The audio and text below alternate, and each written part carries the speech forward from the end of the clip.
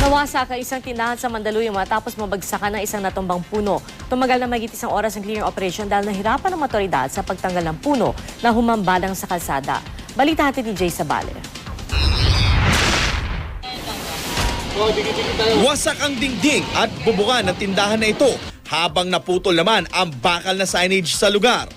Matapos mabagsakan ng isang matandang puno sa panulukan ng Martinez Street at Santo Rosario Street, Barangay Plainview, Mandaluyong City, 1:30 na madaling araw. Kwento ng saksing si Jocelyn Despi na bantay sa isang tindahan sa katapat na kanto.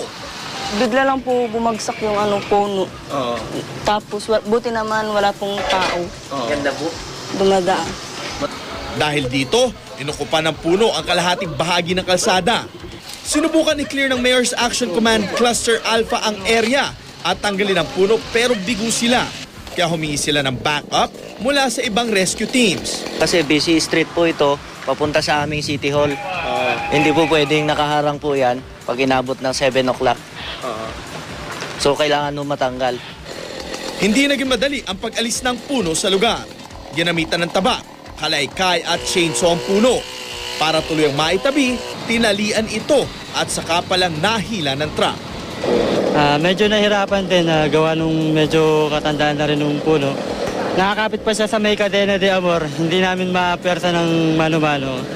Kailangan talaga hilain ng truck. Tumagal ng mahigit isang oras ang paglilinis ng mga otoridad. Jay Sabale, GMA News.